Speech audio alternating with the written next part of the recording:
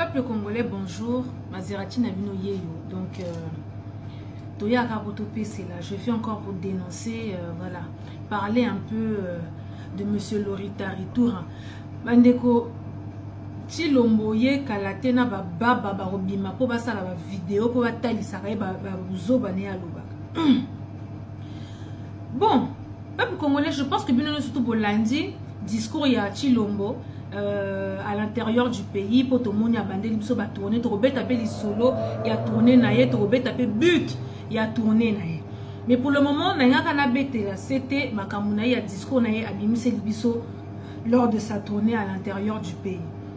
Le peuple congolais, bien surtout boyoki makambo Chilombo à lobby que Museveni na Paul Kagame ba komi prêt ya ko rétablir la paix à l'est du pays.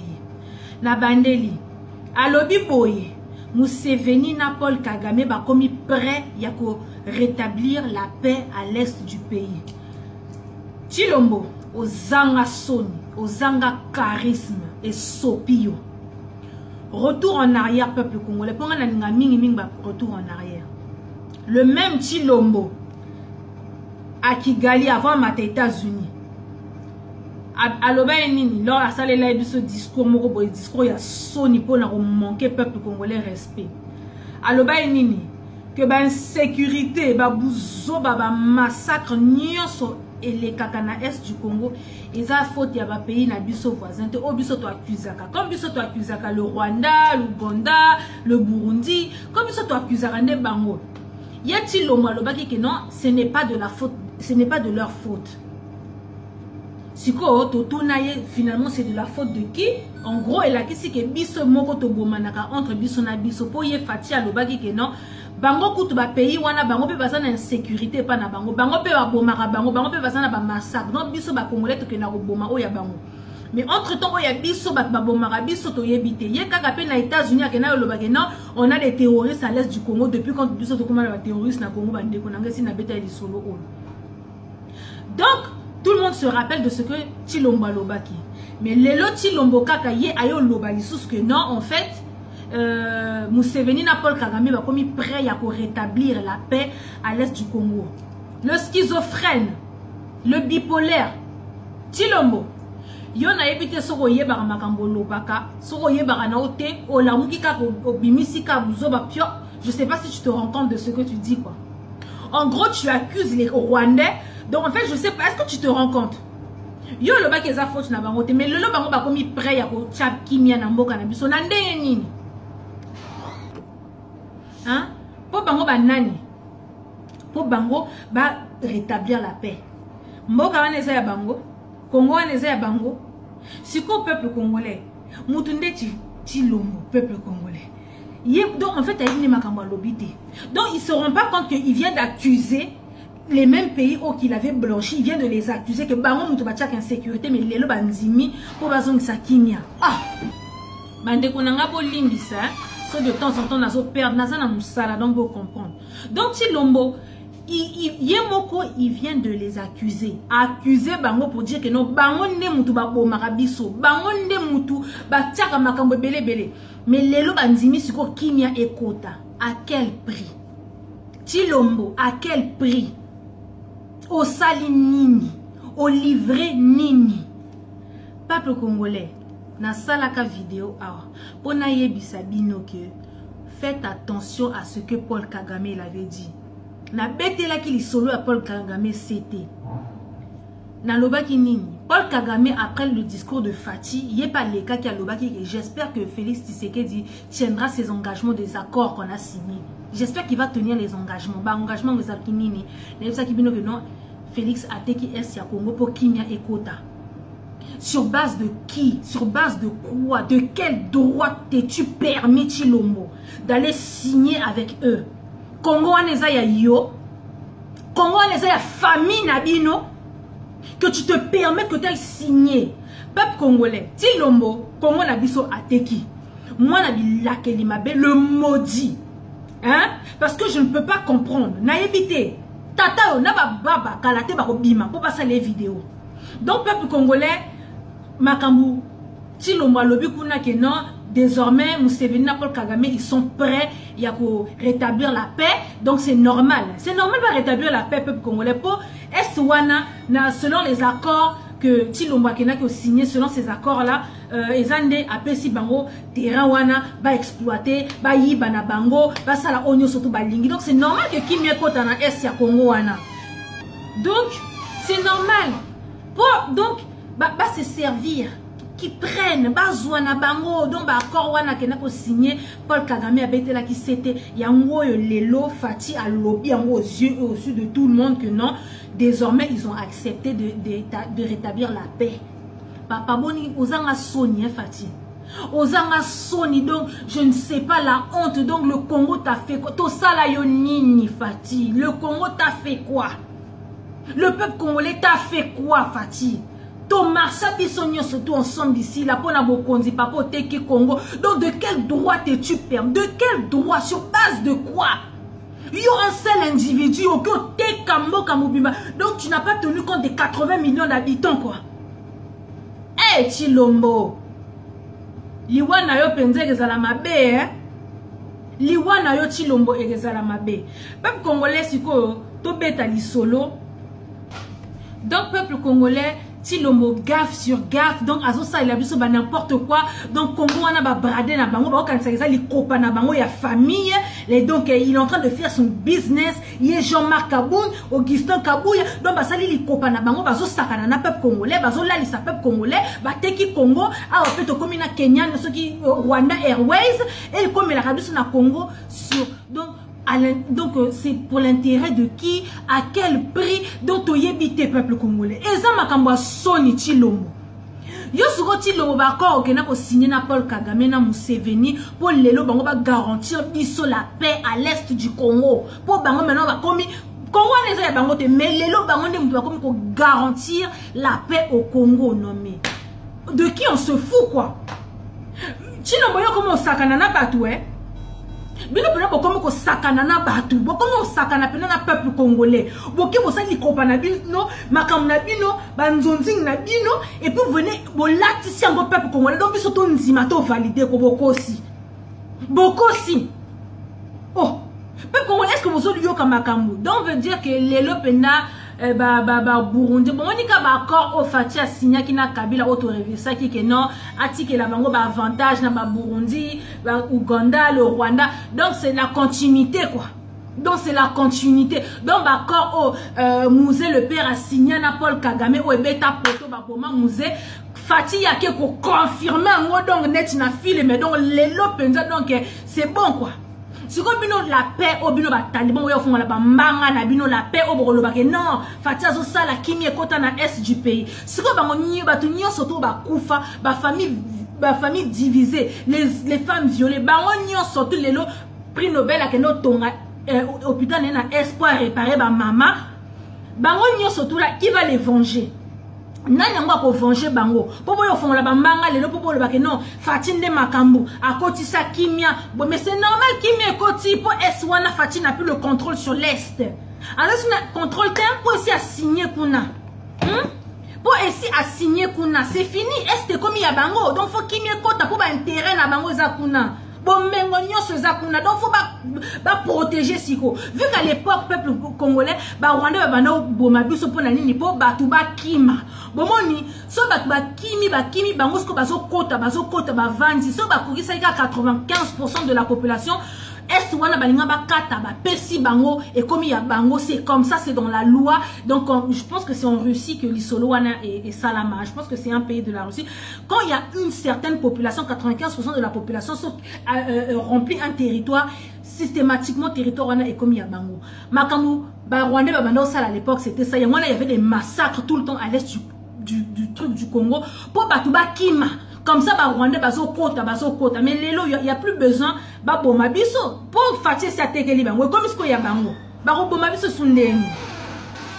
Entre temps, ma maman na biso bakenda perte, bandeko na biso bakenda perte, batu bakufa perte et tout et compagnie. Donc ça veut dire qu'il y aura ni réparation, il y aura ni justice pour appeler na deal akena signer na Kabila yebisa ki ko tuna biso makambu wana te wana obosani. Donc il vient se permettre à fondre sa bouche pour dire que non, on fait table rase du passé. Mais comment tu peux faire table rase du passé sans justice et réparation? Lombo makila ya batu nyonso tu ya bana Congo elanda yo po yo moko yebi na mito lala kalisute, tu ne dors plus la nuit. Donc penza elata yo elanda yo mona bilakeli mabe. Donc vraiment peuple congolais, c'était vraiment pour parler de son discours po yenzamba ba gaf muta ba gaf donc ba accord wana keno signé na Museveni kange na Kingo ba yebise fo osala. On va bien que ça na kingakati tango azonga na Congo kingakati alieba makofi déjà par rapport à je vais déboulonner oya lobaki wana asilisi kuna Museveni na ba Paul Kagame yebise oh rappelle-toi. Donc voilà, en tout cas peuple congolais, je voulais aussi parler de bon on appelle ba déplacement il y a Fati à l'intérieur du pays Akim azo sala ba tourner wana pambate et ça choque so bon moni Fati Mikolo yo azo sala ba tourner ya Congo wana ya ba ville à Congo. Donc et ça choque ya ba nini il y a des gouverneurs qui ont perdu, binomo boyebi et tout en temps normal, ceux qui UDPS va perdre. Voilà peuple congolais. Donc il y a choc. Donc gouverneur binomo bomoni et tout. Zuite binisika gouverneur moko et vous-même vous connaissez que non. So que za bongo base fouet tomboka, base fouet yindi ça faut donc. C'était déjà prêt là pour tout le monde déjà ma vidéo, ma base, ma tomboka to lingi makambo ote. Entre temps, toi FCC, tu ya Kabila si baloba ki soki to moni bisu ba lumbe mwete ya base na yo ya batu na yo wana orozwa biso mabe. Fati a créé malambo boni po boma effet wana ya base ninge tomboka kabaziki sa ba pune. Donc pour na ko boma penza effet wana ye wana kuna mbango à l'intérieur du pays pour et les kanangoka inaperçu. Pour yema yebake na yambalo yo soka bimi pour ça la discours et que simbate. Ba discours na pour calmer les gens wana et que simbate. Donc base balinga bandimela été et ngake yinda pe kaka. Donc pour éviter mbala moko akenaki kuna boye. Donc à lalisi bino pongia ba bébé bino ba taliban donc à lalisi base pongia ba bébé bande konanga Chilombo azo sala cop na ye. Yemo alobaki azo sala cop na ye, ça deal. Il fait ses cop azo tonga vie à bana na ye, azo tonga vie na ye. Il s'en fout. Donc tout le combat qu'il avait dans la tête et tout abosa na ye, là maintenant il regarde ses intérêts. Tant que Jean-Marc Kaboun, n'a pas Augustin Kabango no so ba changer ma baloba, ka elengal pouvoir yangoyo. Ils s'en foutent de vous. Bah regarde le belabino kakaba, bah promesse ya lokuta, bon la muka peuple congolais. Hein? Donc en tout cas peuple congolais, yamwana bomoni Chilombo à l'intérieur du pays, il est en train de faire ce qui est nini wana, en train de retambola. Tant aussi il allait partir à l'intérieur du pays, mais c'était pas le moment. Mais anticiper moi créer un kaka pour choc wana ya ba gouverneur pena et il y a la somme pendant la Kinshasa. Pour n'engue banda qui déjà il y a qui yinda. Mais entre temps FCC si ba kebisa qui est donc ba abuzo ba wana ba tapage wana plus jamais ça doit se reproduire. Il y a mona bomoni Chilombo na minute akimi mbangu à l'intérieur du pays pour Kakoboma et fait wana. Voilà, et puis le Congolais, tout le tapé l'isolo, tout le monde document, je pense que tout le monde a vu le document que non, Fatine Ngazan a commis la majorité parlementaire. Dans le Bible, peuple congolais. Majorité parlementaire Fatia, o yibelango wapiye Chilombo. Ako yibelango ako komango ako desina na ndeni ya koma majorité parlementaire. Na ndeni tala. Bino mo kanisa Chilombo yozo kanisa ke ba congolais ba bazoba. Pongi ba bébé papa titia lo baba to si ba lamuka.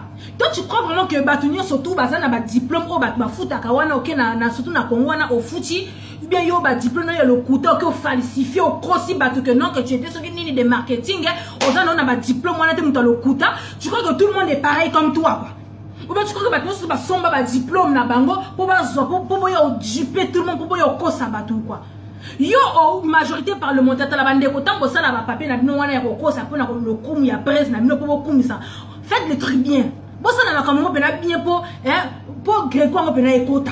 Comprendre? Pour Gréco on ekota parce que bino na éviter quoi. Eh même comme on document ko besoin ba que non Fati yende mutu asana majorité parlementaire pour yem to robimisa premier ministre akoyibelango wapi yeko. azana ba sénateur te ba député malonga azana ngote gouverneur azana ngoka moko ape ba bourgmestre pe ba robima a rejoindre l'autre côté parce que c'est les gens de FCC qui vont tout rafler si ko boye sanga majorité parlementaire ayibeli yango wapi ako dessiner on ndenge nini boni pe boko lala ba ponga ba bino ba mafinga tolo ba mafana kuichi bino jusqu'à quand vous défendre l'indéfendable attends que vous défendre angopé des fois vous avez na soni ndeko na bino wakacha soki wakacha wa so ya Canada wana bon moni nebe amoni ke non et comme va buzoba et comme va chier ba ko ba don là ça bino ponga ba bebeti mo kolonini vous allez continuer à dormir jusqu'à quand bon la mukate mino bo kan sata to le kana tebe poto éclaircir bino makambo to lobela bino makambo eza ba chier to zangelo ka ko sala ko na boulot de temps en temps na okata na okipe batunanga ba okota vous comprenez mais c'est juste pour vous conscientiser pour t'expliquer bino que makambo ezo le kana mboka eza grave si l'ombo ils s'en foutent de vous ok et si ka koti azana mutambo moko ya munene yeti lombo wana azana mutambo ya munene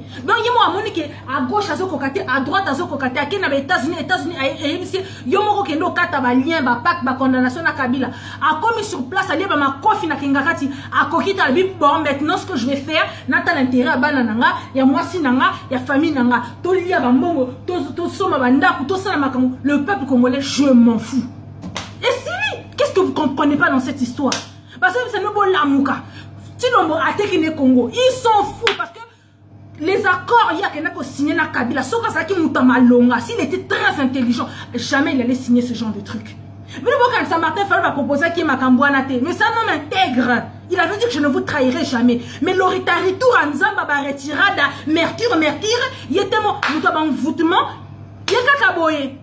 Donc il a foutu tout le pays dans la merde, il a foutu tout le monde dans la merde. Donc là, à quel signé ma contrat et là petit peuple congolais mobile sur base de qui et de quoi il y a qu'un signé ma cambouana mais si les lois sont là ils savent pas pongi sur les cas le bela bien pour faire asa le kuta banda le loti yeso kozonga on va vous réveiller jusqu'à combien de fois on va vous réveiller hein oh Fati ça parlementaire et zande Fati donc cash INC basangani na FCC temo kamoni que non awa et yindelinga je ne peux plus ba comme pena mutu moko mais vous croyez vraiment que c'est qui dirige Kabila c'est qui est le président Kabila c'est lui c'est qui va tirer toutes les ficelles Kabila donc son Kabila le but au lobby yeti lombo obima tchakou à lobby Sankara à loba bon le premier ministre c'est Songolo Pakala pour moi azo mona que non azo ko sa gouvernement et pour Kabila il a serré les boulons il a resserré il y a des boulonnés oh ya kena ko loba il va déboulonner Kabila il a resserré encore de plus belle il a serré les boulons